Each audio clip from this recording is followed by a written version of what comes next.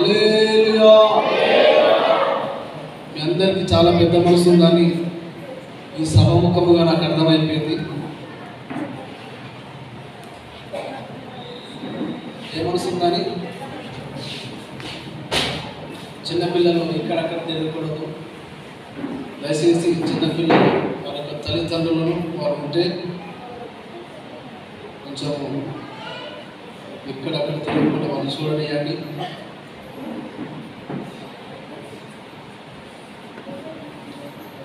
దేవుని పరిశుద్ధ నామానికి మహిమ కలుగును గాక. ఆమేన్. హల్లెలూయా.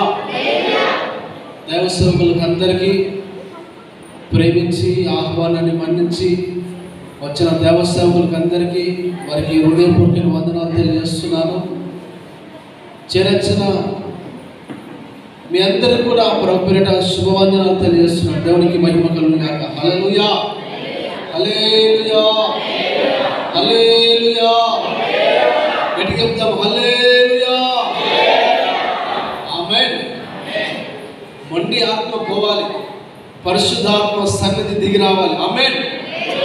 హల్లెలూయా. ఈ ఆత్మ పోవాలి, అది పోవాలి. అది పోతేనే మనసు నిర్మలంగా ఉంటుంది.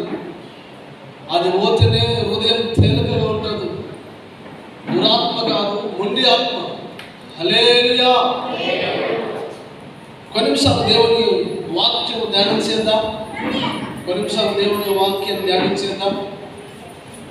ఇక్కడెక్కడ తిరుగుతాం ఉన్నతాన్ని సిట్ అయ్యి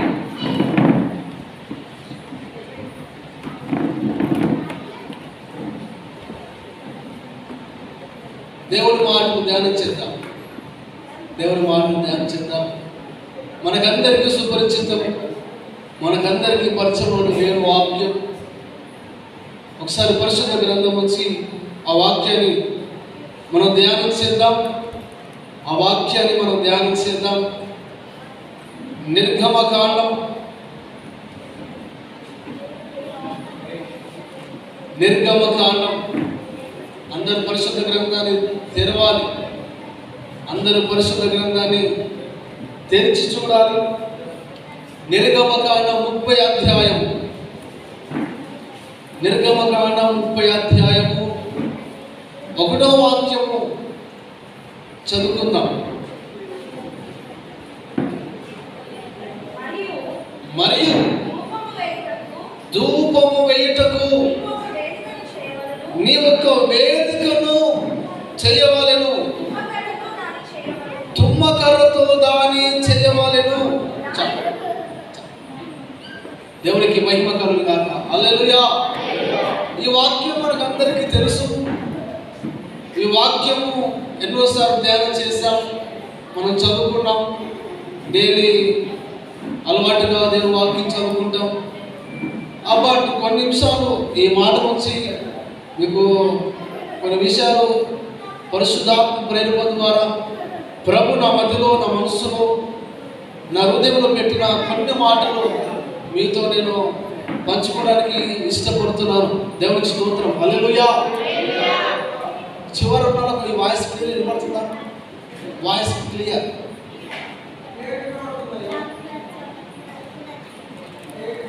దేవునికి మహిమ. హల్లెలూయా. మంచిది. మరొకసారి ఆ వాక్యాన్ని ధ్యానించేద్దాం.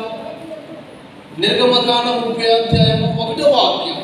మరియు ధూపము వేయుటకు నీవు ఒక వేదికను చేయవలెను, తుమ్మకర్రతో దాని చేయవలెను. దైవజనుడు మోషే గారికి దేవుడు మాట్లాడుతున్నటువంటి ఈ శ్రేష్టమైన మాట. ఆయన గారితో ప్రభు మాట్లాడుతున్నారు. ఒక పరలోక నమూనా ప్రత్యక్ష గుడారము భూమి పైన నిర్మించాలని, అందులో కొన్ని వస్తువులను, ఉపకరణములను దేవుని ఆలోచన మేరకు, దేవుని దైవ సంకల్పం ఉన్న స్థలంలో వాటిని ఉంచాలని ప్రభు అయిన యెహోవా దేవుడు దైవజనుడు మోషే గారికి మాట్లాడుతూ వస్తున్నటువంటి మాటలో ఇది ఒక శ్రేష్టమైన మాట. హల్లెలూయా. ఆ సాక్ష్యపు గుడారంలో కొన్ని పెద్ద పెద్ద వస్తువులు ఉన్నాయి. బట్ అవన్నీ మీకు తెలుసు, అవన్నీ మీకు తెలుసు. అందులో ఒకటి 30 అధ్యాయంలో మొదటి వాక్యంలో కనబడుతున్న ఆ మాట, మరియు ధూపం వేయుటకు నీవు ఒక వేదికను చేయవలెను. ఏం చేయాలట? ఏం చేయాలి? వేదిక చేయవలెను. ధూపము వేయుటకు ఒక వేదిక చేయవలెను. దానికి కావలసిన వస్తువు పేరు అక్కడ రాయబడినది. తుమ్మకర్రతో దాన్ని చేయవలెను. ఏ కర్ర? తుమ్మకర్ర. ఎవరైనా గట్టిగా పట్టుకుంటారా? ఎంతమంది పట్టుకుంటారు? ఎవరు పట్టుకోరు.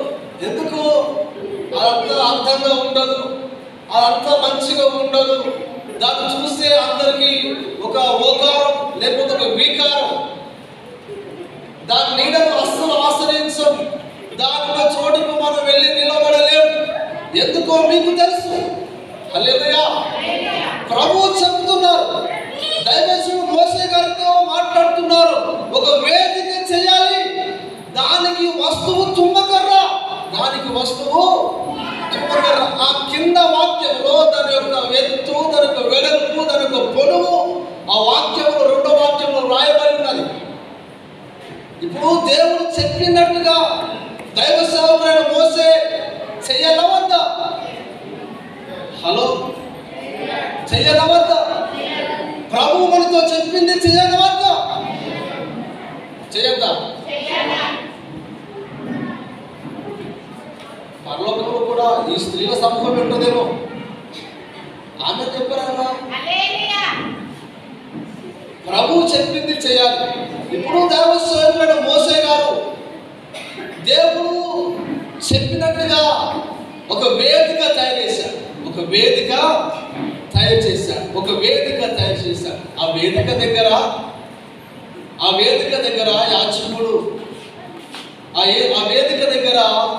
యాజకుడు దాన్ని ఏం చేయాలంటే ఆ వేదిక దగ్గరికి వెళ్ళి దినమునకు 2 మార్లు ధూపం వేయాలి. ఎన్ని మార్లు వేయాలి? ధూపం వేయాలి. ఒక మాట చదువుకుందాం రండి. పరిశుద్ధ గ్రంథాన్ని తెరవాలి, పుస్తకాలు తీయాలి, పరిశుద్ధ గ్రంథాన్ని తెరవాలి. కీర్తన 141వ కీర్తన 2వ వాక్యం. నా ప్రార్థన ధూపము వలెను, నేను చేతులెత్తుట సాయంకాల నైవేద్యం వలెను నీ దృష్టికి అంగీకారమగును. ఆమేన్.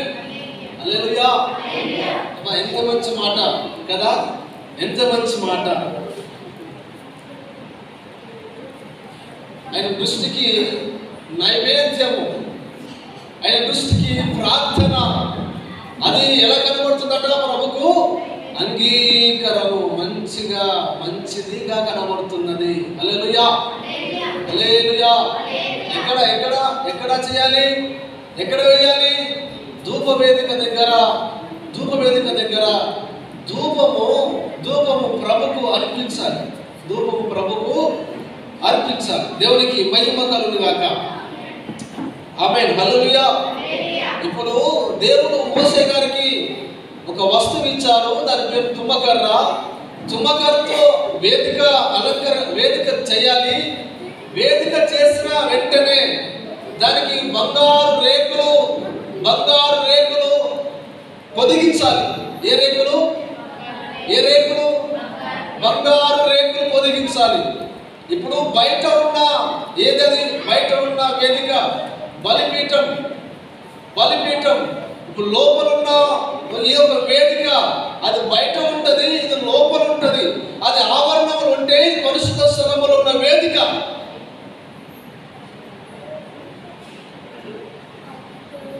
దీనికి బంగారు బంగారు రేకులు ఏం చేయాలట? పొదిగించాలి. తుమ్మకర్ర క్రైస్తవ విశ్వాసులు అయితే, తుమ్మకర్ర క్రైస్తవ విశ్వాసులు అయితే, అంటే మనము అయితే బంగారు రేకు ఏదైతే ఉన్నదో అది ప్రభుకు గుర్తు. హల్లెలూయా.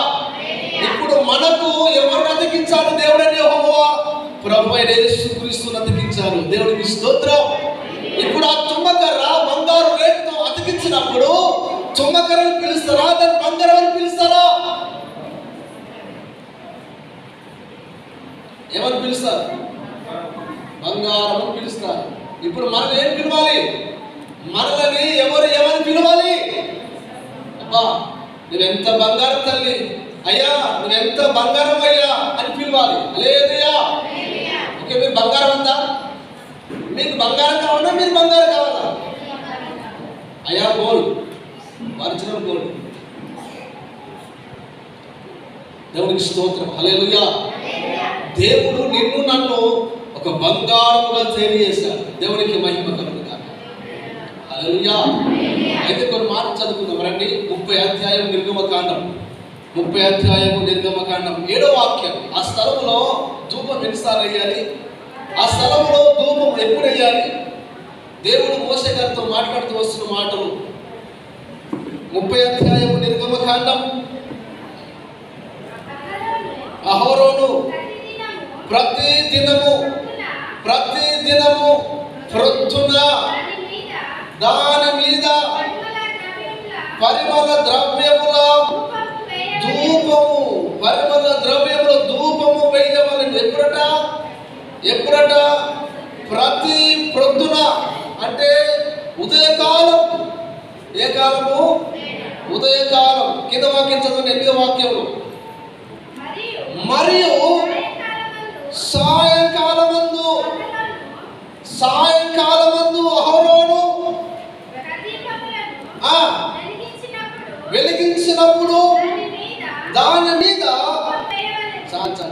ఆ స్థలములో ఎన్ని మార్లు వేయాలి? ధూపములు ఎన్ని మార్లు వేయాలి? ఉదయం ఒకసారి, సాయంకాలం ఒకసారి. మనం ఎన్నిసార్లు ప్రార్థన చేసుకున్నామో మీ మనసాక్షికి తెలియదు గాక. హల్లెలూయా. క్రైస్తవ జీవితం కలిగిన మనం కనీసమైన వాక్యం చెప్పినట్లుగా అయినా ప్రొద్దున కాలం, సాయంకాలం, అంటే తింటాము పొద్దున బ్రేక్ఫాస్ట్, నైట్ డిన్నర్ అని కాదు, అలాని కాదు. దానికంటే ఒక సపరేట్ ఒక సమయం ఆ దేవుని వాక్యము చెప్పకనే చెబుతున్నది. ఏ కాలం అట? ప్రొద్దున కాలం, సాయంకాలం. ప్రొద్దున కాలం, సాయంకాలం. దేవునికి మహిమ కలుగును గాక.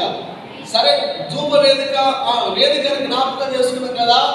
ఆ వేదికలో ఏం వేస్తారు? మీరు కుర్రలు వేసినవి కావండి, మీరు అన్నం వేసేవి కావండి. అవి కొన్ని ఒక సపరేట్ ఒక వస్తువులు, అవి కొన్ని ఒక స్పెషల్ వస్తువులు. చదువుకుందాం రండి. నిర్గమకాండం 30వ అధ్యాయము 34వ వాక్యం. మరియు యెహోవా మోషేతో ఇట్లనెను, నీవు పరిమళ ద్రవ్యములను అనగా జటామాంసి, గోపి, చందనము, గంధపు చెక్క అను ఈ పరిమళ ద్రవ్యములను స్వచ్ఛమైన సాంబ్రాణిని సమభాగములుగా తీసుకొని వాటితో ధూప ద్రవ్యములను చేయవలెను. అది సుగంధ ద్రవ్యములకుని పని చొప్పున కలపబడి స్వచ్ఛమైనదియు పరిశుద్ధమైనదైన సుగంధ ధూప సంబరము. దేవునికి స్తోత్రం కలుగును గాక. ఏమర్థమైందో ఏమో. హల్లెలూయా. అర్థమైందా? ఏమో ద్రవ్యాలట, సుగంధాలట, అవి ఇక్కడ అమ్మాయట, అంతే. మీరు ఆల్రెడీ కొనుక్కున్నారు ఆ ద్రవ్యాలు, మీరు ఆల్రెడీ కొనుక్కున్నారు. మళ్ళా చిన్న అడిగితే నేనెక్కడికి వెళ్ళి పెట్టేది నీకు? అది ఓకే. హలో, ఉంటారా? హల్లెలూయా, స్తోత్రము అన్నది. నేను ఏదో ఒకటి చెప్పండి, నేను త్వరగా ముగిస్తా. అట్లా అది మనకంత ఆరాటమే, ఇంటికెళ్ళకంత పోరాటం. ఇప్పుడు దైవ సేవకుడు ప్రధాన యాజకుడైన అహరోను గారు వేదిక పైన వేదిక వేయాలి. వేదిక పైన కొన్ని వస్తువులు వేయాలి. ఆ వస్తువుల పేర్లు అక్కడ రాయబడి ఉన్నాయి. ఆ వస్తువుల పేర్లు రాయబడి ఉన్నాయి. ఒకటో వస్తువు పేరు జటామాంసి. ఏ మాంసి? ఆ పేరు ఇక్కడ ఒక్కరు ఎవరు లేరు కదండి. మరి నా కోసం చెప్పాడు ఆ పాస్టర్ గారు, ఇంతే ఉన్నాడు అంతే ఉన్నాడు అని మన నాన్నగా రాలకొడితే నేనే భరించలేదు. నిన్నే ఒళ్ళని నొప్పులు ఉన్నాయి, లేరు కదా. ప్రభుకి స్తోత్రం. రెండవ వస్తువు పేరు గోపి చందనం. ఏ వస్తువు అనేది? గోపి చందనం. మూడవ వస్తువు గంధపు చెక్క. ఏ వస్తువు ఇది? గంధపు చెక్క. నాలుగవ వస్తువు స్వచ్ఛమైన సాంబ్రాణి. అనండి, స్వచ్ఛమైన సాంబ్రాణి. ఇవి 4. వీటితో కలిపితే ఉప్పు. ఏందట? ఉప్పు. మొత్తం ఎన్ని వస్తువులు? తెలియదా? చెప్పండి. ఒకటోది జటామాంసి, రెండోది గోపి చందనం, గంధపు చెక్క, స్వచ్ఛమైన సాంబ్రాణి, ఉప్పు. ఎన్ని వస్తువులు మొత్తము? 5 వస్తువులు. బైబిల్లో 5 రకాల పరిచర్యలు ఉన్నాయి. ఎన్ని రకాల పరిచర్యలు ఉన్నాయి? 5 రకాల పరిచర్యలు. ఇలా చెప్పుకుంటూ పోతే ఎన్నో ఉన్నాయి. ఇక మైక్ దొరికింది కదా విడిసపెట్టారు ఇంకా అని అనుకుంటారు. విడిసపెడతారులే. దేవునికి స్తోత్రం. హల్లెలూయా. ఒక మాట చదువుకుందాం రండి. జటామాంసి ఇదొక వృక్షం. ఆ వృక్షంకి వెళ్ళి వచ్చే ఆ మెత్తటి డ్రాప్స్ వాటర్ ఏదైతే ఉందో దానిని జటామాంసి అని అంటారు. దేని అంటారు? ఒక వృక్షానికి దానికి గట్టిగా 4 దెబ్బలు కొడితే ఆ స్థలంలో సుమారు కొన్ని గంటల తర్వాత ఆ స్థలంలోంచి కారుతూ వస్తున్న మెత్తటి పదార్థం అది జటామాంసి. అది మొక్కకైనా వస్తుంది, మ్రానుకైనా వస్తుంది. అది జటామాంసి. పరిశుద్ధ గ్రంథంలో ఒక తల్లిగారు ఉన్నారు. మార్కు సువార్త 14వ అధ్యాయము. మార్కు సువార్త 14వ అధ్యాయము 3వ వాక్యం చదువుకుందాం. మార్కు సువార్త 14వ అధ్యాయము చదవండి.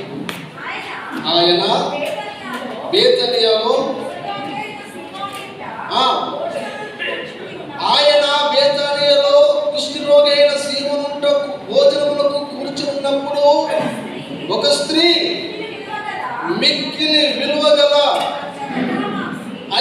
జటామాంసి అత్తరు ముడ్డి తీసుకొని వచ్చి ఆ అత్తరు ముడ్డి పగలగొట్టి ఆ అత్తరు ఆయన తల మీద ఏం చేశారు? పోసారు. ఎక్కడ పోసారు? తల మీద పోసారు. ఇప్పుడు సుగంధ ద్రవ్యములలో జటామాంసి ఒకటి. ఆ వేదిక పైన వేయాలి వస్తువులు వేయాలి. ఇప్పుడు ఆ స్త్రీ యేసు ప్రభువు ఆ ఇంటికి, ఆ స్థలానికి, ఆ ప్రాంతానికి పిలువబడినాడని తెలుసుకొని విలువైన వస్తువు జటామాంసి ఉన్నపాటున తీసుకొని ఆ ఇంటికి వచ్చి ఎక్కడ పోసింది? యేసు ప్రభు తలపైన పోసింది. హల్లెలూయా. ఆయన తలపైన పోసింది. ఆయన అన్ని నామముల కంటే పైవాడు. ఆమేన్. ఏ నామముల కంటే? అన్ని నామముల కంటే పైనామం కలిగిన ప్రభు. ఆయన ప్రజలు కూడా అలాగే ఉంచుతారు. హల్లెలూయా. ఆయన ప్రజలు కూడా ఆయన అలాగే ఉంచుతారు. దీని అర్థం ఏంటంటే నాకంటూ ఇంకా ఎవ్వరూ లేదు, నా జీవితం అంతా నీ కొరకే అర్పించుకుంది. ఒక స్ప్రే బాడీ కొంటేనే 150, అది ఇంత ఉంటుంది, ఒక 1 వీక్లో అయిపోతుంది కదా. విలువైన, అచ్చమైన, స్వచ్ఛమైన జటామాసి ఎంతో ఖరీదు.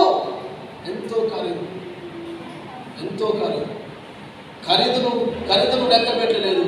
ప్రభును గుర్తించింది. హల్లెలూయా. ప్రభును గుర్తించి నా జీవితానికి ఇక ఎవరు అక్కరలేదు, నా జీవితానికి నాకు ప్రభువే అక్కరని విలువైన వస్తువు తీసుకొచ్చి యేసు ప్రభు తల మీద పోసింది. దేవునికి మహిమ కలుగును గాక. అది ఏంది? ఆ వస్తువు ఏంటది? జటామాసి. రెండో మాట ఏం మాట? రెండో మాట గోపి చందనం. రెండో మాట గోపి చందనం.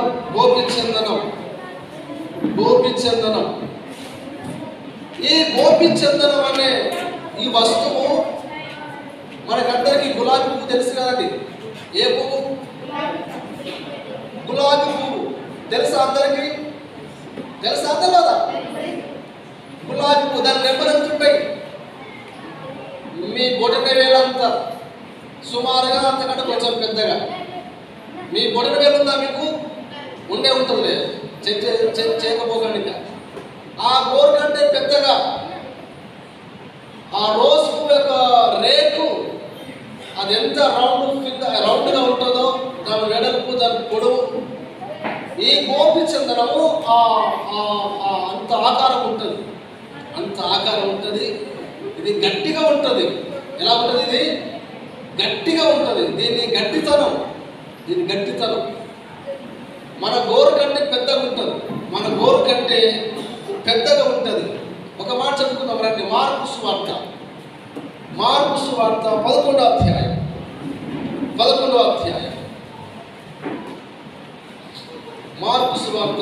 అధ్యాయము 24వ వాక్యం. అక్కడ రాయబడిన శ్రేష్టమైన మాట. అందుచేత ప్రార్థన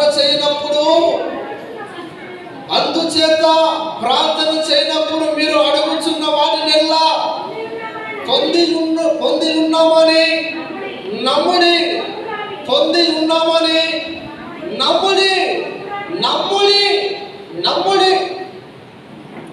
నమ్మకంలో ఒక గట్టెత్తు కావాలి, ఒక స్ట్రాంగ్ ఫెయిత్ కావాలి, ఒక స్ట్రాంగ్ ఫెయిత్ఫుల్ లైఫ్ కావాలి. ఇప్పుడు ఆ గులాబీ రేఖంతో ఉండే గోపి చందనము చాలా గట్టిది. దాన్ని మనం కొట్టినా పగలదు. ఆ వేదిక పైన, ఆ వేదికలో అది వేస్తే అది కొంత సమయం దాకా అది కరిగిపోదు.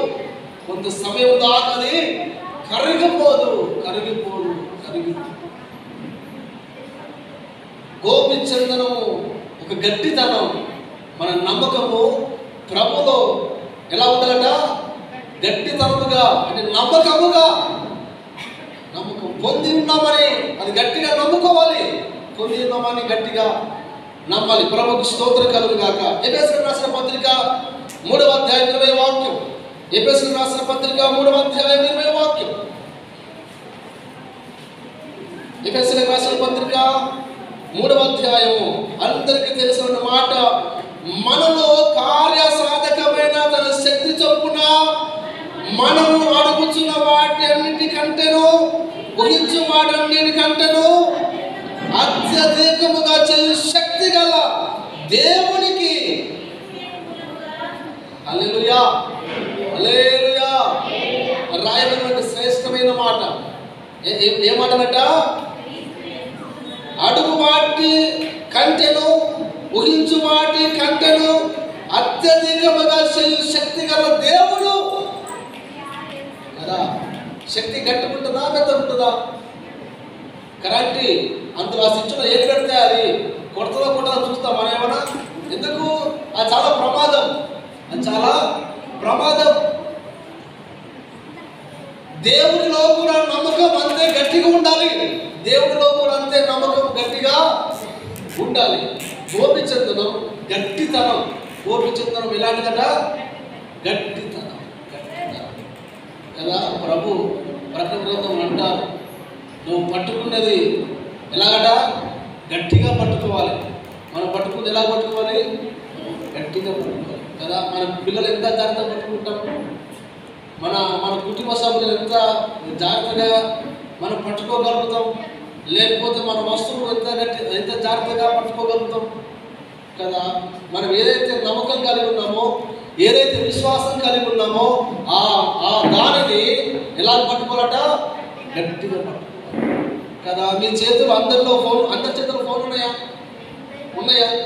మీరు నడుస్తూ విసిగడతారు, వాటిని విసిగడతారు. ఎదురొచ్చిన వ్యక్తి 5,000 ఇస్తున్నా, అమ్మాయి విసిగడతావా? అస్సలు విసిగట్టు. అది 20,000 ఫోన్ కాబట్టి విసిగట్టాం. ఆ తాత్కాలికమైన దానికి అంత ప్రాధాన్యత మనం కలిగిస్తే, ప్రభువైన యేసుక్రీస్తును కలిగిన మనం మన నిజ జీవితంలో దేవునిలో ఉన్న గట్టి నమ్మకం ఇంకెంత గట్టిగా ఉండాలి. హల్లెలూయా, హల్లెలూయా కదా. ఒకటో వస్తువు పేరేం పేరు? జటామాంసి. చెప్పాలి. గోపాలు లేని ఇక్కడ. రెండో వస్తువు పేరేం పేరు? గోపిచందనం. మూడో వస్తువు ఏ వస్తువు? గంధపు చెక్క. గంధపు చెక్క. ఇది మీకు అందరికీ తెలిసినటువంటి వస్తువు. మీ అందరు తెలుసు కదా. తెలుసా కదా? ఇందులో కొత్తగా చెప్పాల్సిన అవసరం ఏమీ లేదు. కానీ మన ప్రాంతంలో చాలా అరుదు పంట పండించడం. మన ప్రాంతంలో అరుదుగా ఈ పంట ఉంటుంది. బట్ అందరూ కొనుక్కుంటాం. పంట అరుదుగా ఉంటుంది అని అందరం ఎక్కువగా కొంటాం. అన్నిట్లకు అదే కావాలి. అది అయితేనే అదంతే. ప్రభువుకి స్తోత్రం. హల్లెలూయా, హల్లెలూయా. ఈ గంధపు చెక్క అన్ని ప్రాంతాలలో దొరకదు. అంటే ఈ పండించే ప్రాంతాలు వేరే ప్రాంతాలు, పాలస్తీనా ప్రాంతం, ఇశ్రాయేలు ప్రాంతం, ఆ ప్రాంతాలలో ఎక్కువగా దీనిని అలవాటుగా మన ప్రాంతంలో వరి ఎలా అయితే పండిస్తామో, ఇశ్రాయేలు ప్రాంతంలో, పాలస్తీనా ప్రాంతాలలో ఇది ఎక్కువగా వాళ్ళు పండిస్తారు. ఈ గంధపు చెక్క పచ్చగా ఉంటుంది. ఎలా ఉంటుంది? పచ్చగా. ఆ కుటుంబం పచ్చగా ఉండాలి అన్నట్టుగా ఈ చెట్టు పచ్చగా ఉంటుంది. ఎలా ఉంటుంది? పచ్చగా. అది ఎండిన తర్వాతనే దాని ఆకారం మీకు తెలుసు. హల్లెలూయా, దాని ఆకారం మీకు తెలుసు. ఒక మాట చదువుకుందాం రండి. యోహాను రాసినటువంటి పత్రిక 5వ అధ్యాయం. యోహాను రాసినటువంటి పత్రిక, మొదటి యోహాను రాసిన పత్రిక 5వ అధ్యాయము. నేను త్వరగా ముగిస్తాను. 5వ అధ్యాయము 13వ వాక్యం.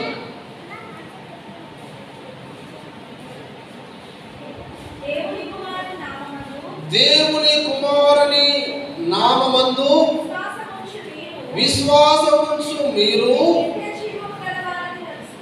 దేవుని కుమారుని నామమందు విశ్వాసముంచు మీరు నిత్య జీవము గలవారని తెలుసుకున్నట్లు ఈ సంగతులు మీకు రాయించున్నాను.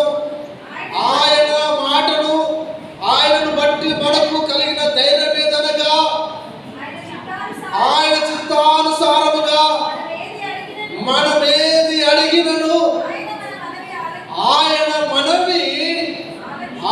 మన మనవి ఏం చేస్తారనైనా ఆలకిస్తున్నారు. హల్లెలూయా, హల్లెలూయా. మన ప్రార్థన, మన విశ్వాస జీవితం, మన క్రమబద్ధీకరణ జీవితాన్ని దేవుని చిత్తానుసారంగా పెట్టగలిగితే, లేకపోతే మన ప్రార్థన దేవుని చిత్తానుసారంగా చేయగలిగితే ఆ ప్రార్థన దేవుడు తన చెవులతో వింటాడు. ఆ ప్రార్థన దేవుడు తన చెవులతో వింటారు. దేవుడు తన కన్నులతో చూడగలుగుతారు. ఆమేన్, హల్లెలూయా. ఎలాగట?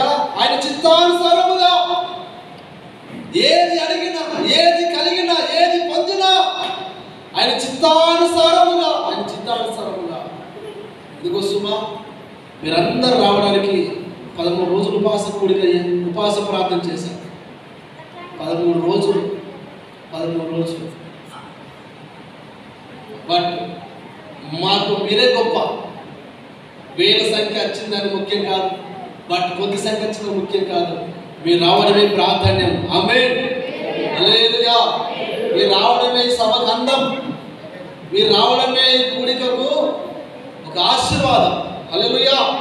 ఆయన చిత్తానుసారంగా ఏది అడిగినా, ఏది కలిగి ఉన్నా ఆయన చిత్తానుసారంగా మాత్రమే మనం కలిగి ఉందుగాక. ఆమేన్, హల్లెలూయా, హల్లెలూయా. చివరి మాటలోనికి వద్దాం రండి. చివరి మాటలోనికి వద్దాం. చివరి మాట ఏ మాట? స్వచ్ఛమైన సాంబ్రాణి. ఏం సాంబ్రాణి అది? స్వచ్ఛమైంది కదా. అప్పుడప్పుడు టీవీలో అడ్వర్టైజ్మెంట్, ఇది స్వచ్ఛమైంది, దీన్ని వాడండి, మీ ఊరికి త్వరగా పోతుంది. ఏది? హలో, నా వైపు చూడండి కదా. కల్తీ వాడండి అంటే వాళ్ళు ఊరుకుంటారా? మీరు ఊరుకోరు, ఊరికి చుట్టుకొచ్చి కొడతారు ఆ ఊరు దాకా. అందుకే ప్రభు ఆ వేదిక, ధూప వేదిక తయారు చేసినప్పుడు దేవుడు మనసున్నది మాత్రమే దైవ సేవకుడు మోసే గారికి చెబుతూ, జటామాసి, గోపిచందనం, గంధపు చెక్క, స్వచ్ఛమైన సాంబ్రాణి, ఇవి అనుకూలమైన ప్రభుకు. ఈ యొక్క ధూప వేదిక దేవుని సన్నిధానానికి చేరగలుగుతుందని దేవునికి మహాటంగా తెలుసు. కాబట్టి దైవ సేవకుడు మోసే గారికి ఒక మంచి ప్లానింగ్ ఇస్తూ మోసే గారితో ప్రభు మాట్లాడుతూ వస్తున్నారు. అవి దేవుడు ఏర్పాటు చేసుకున్న వస్తువులు, దేవుడు ఏర్పాటు చేసినటువంటి వస్తువులు. ఈ సాంబ్రాణి స్వచ్ఛమైంది. ఈ సాంబ్రాణి ఎలాంటిదట? స్వచ్ఛమైనది. జ్ఞానులు యేసు ప్రభు దగ్గరికి వచ్చారు. ఏమర్పించారు? మొట్టమొదటిగా బంగారము, సాంబ్రాణి కదా. అందులో రెండవ వస్తువు పేరు ఏం పేరు? సాంబ్రాణి.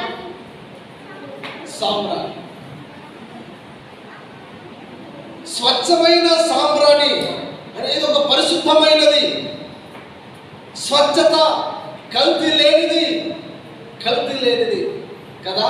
దేవుడు మన దగ్గరికి కోరుకుంటుంది కూడా అదే, మన దగ్గరికి ఆశపడుతుంది కూడా ప్రభు అదే.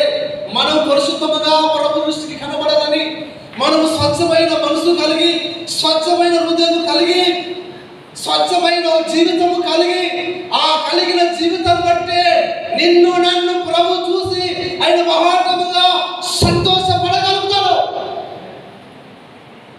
ఈ స్వచ్ఛత మనలో కావాలని, ఈ పరిశుద్ధత మనలో కావాలని ఆయన పరలోకం విడిచి ఈ భూలోకం అడుగుపెట్టాడు.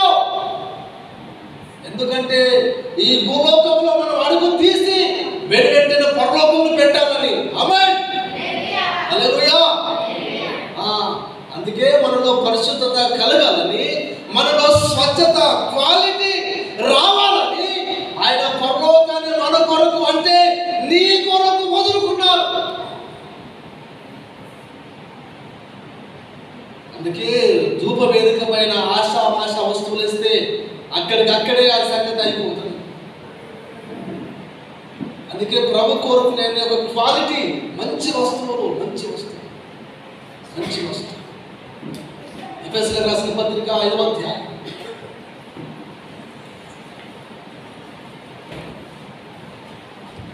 ఎఫెసీయులకు రాసిన పత్రిక 5వ అధ్యాయం. అందరికీ తెలిసినటువంటి మాట, 25వ వాక్యం.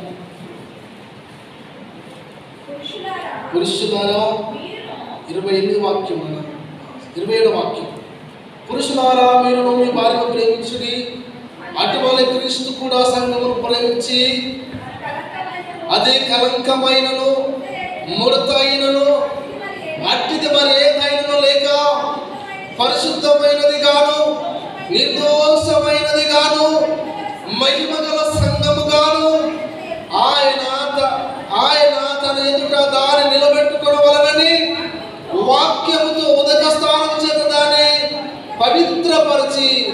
పరిశుద్ధపరచుటకై దాని కొరకు తను తాను అప్పగించుకున్నాడు. హల్లెలూయా, హల్లెలూయా. కదా ప్రభువుకు కావాల్సింది అదే కదా. దాని కొరకే కదా ఆయన అప్పగింపబడ్డారు. దాని కొరకే కదా ఆయన ఆయన ఆయన నిందలన్నీ మోసారు. దాని కొరకే కదా ఆయన శరీరమంతా కూడా నల్లగొట్టబడ్డది. దాని కొరకే కదా ఆయన శిలువలో ప్రాణం పెట్టి సమాధి చేయబడి మూడవ దినమున సజీవుడై తిరిగి లేచాడు కదా. హల్లెలూయా, హల్లెలూయా. పరిశుద్ధమైనదిగా దాన్ని పవిత్రపరిచారు. వాక్యం చేత పవిత్రపరిచారు. వాక్యం చేత దానిని ఉదక స్నానం చేయించారు. దేనికంటే మనందరినీ. హల్లెలూయా, దేనికంటే మనందరినీ.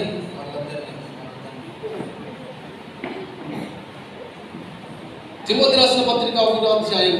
తిమోతి మొదటి రాసిన పత్రిక 2వ అధ్యాయము 18వ వాక్యం. మొదటి తిమోతి రాసిన పత్రిక 2వ అధ్యాయము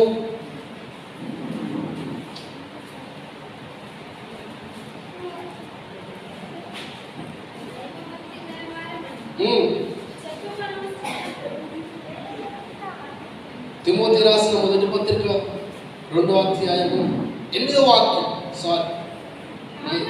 కావున ప్రతి స్థలమంతును పురుషులు కోపమును సంశయము లేని వారై పవిత్రమైన చేతులెత్తి ప్రార్థన చేయవలనని. ఆమేన్, హల్లెలూయా. ఎలాంటి ప్రార్థనట? పవిత్రమైన ప్రార్థన. ఎలాంటి ప్రార్థన? పవిత్రమైన ప్రార్థన. చివరి మాట చెప్పి ముగిస్తానండి. లూకా సువార్త 1వ అధ్యాయం. లూకా సువార్త 1వ అధ్యాయం చివరిగా 1వ అధ్యాయం లూకా సువార్త 9వ వాక్యం.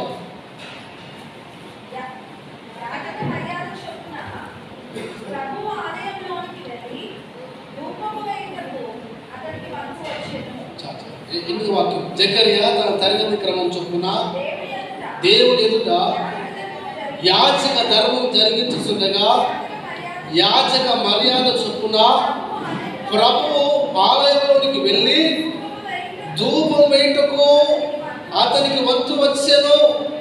ధూప సమయమందు ప్రజల సమూహమంతా వెలుపల ప్రార్థన చేయుచుండగా ప్రభు దూత ధూప వేదిక కుడివైపున నిలిచి అతనికి కనబడగా జకర్యా అతని చూచి తొందరపడి భయపడిన వాడాయను. హల్లెలూయా.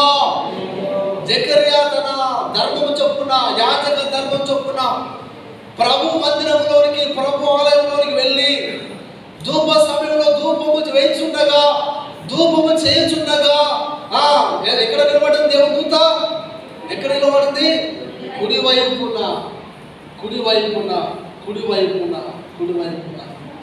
ధూపము ఒక ప్రార్థన. మీకు ఇచ్చినటువంటి ఆ ప్రతి రెఫరెన్స్ అంతా ప్రార్థన కొరకే. ప్రార్థన.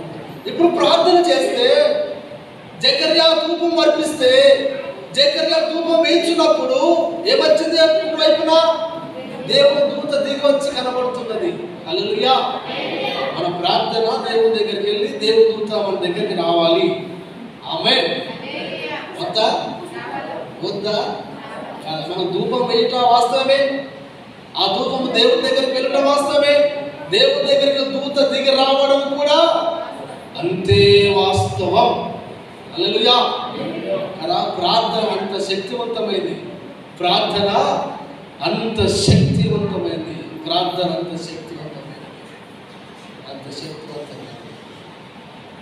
అందుకే యేసు ప్రభువారు చివరిగా అపోస్తల కార్యములో 12 మంది శిష్యులు చెప్పారు, మీరు మేడగదిలో కనిపెట్టి ఉండండి. అంటే మేడగదిలో మీరు ప్రార్థన చేస్తూ ఉండండి. తన శిష్యులకు నేర్పినంత ప్రార్థన.